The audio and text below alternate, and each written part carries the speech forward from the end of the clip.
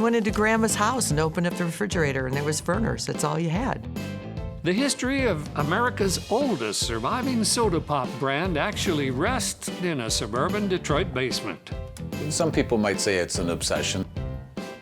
Vernors is such a small company that, compared to a Coke or Pepsi or something like that, you'd never really thought they'd have just hundreds, thousands of different advertising items. Keith Wunderlich even has the life-size gnome that greeted visitors outside the bottling plant 100 years ago. The story goes that the gnome's job was to protect the secret recipe for Vernors. When we would go to Boblo, we would go down there, we took the bus and got in and went into the Vernors plant and had a Boston cooler, which was ice cream and Vernors, and that was the best. Boston cooler is Vernors and vanilla ice cream mixed like a milkshake. If the ice cream is just floating in the Vernors, it's a float. During the Civil War, a young James Vernor served in the medical corps. He'd worked at a Detroit drugstore well before duty called.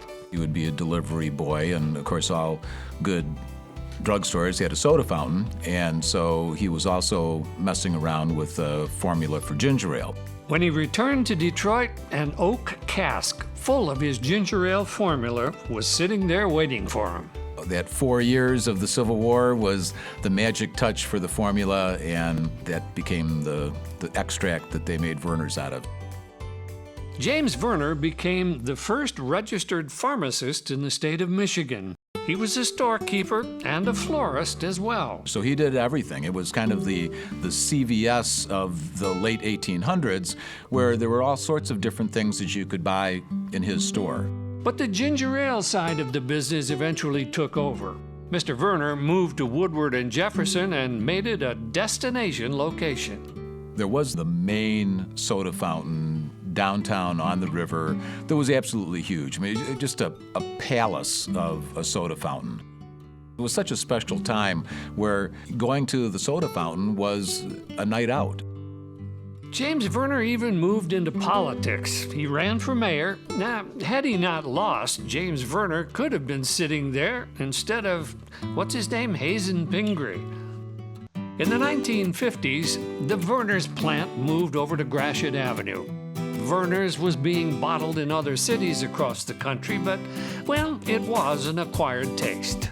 It just had a kick that other ginger ales didn't. You had to learn how to drink Vernors because you had to stop breathing about here or you wouldn't be taking a sip.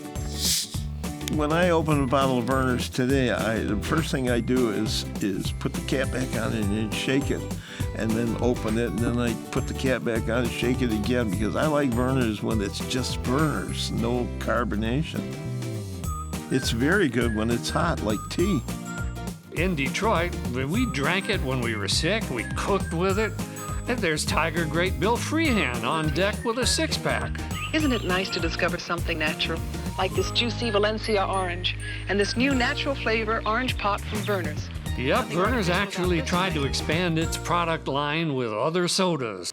Black cherry, red pop. The new pops, they fizzled. But the ginger ale, it lives on. Maybe it's not as strong as it used to be, but it's still the oldest soft drink brand in the country. It's now owned by the Dr. Pepper Snapple Group down in Texas.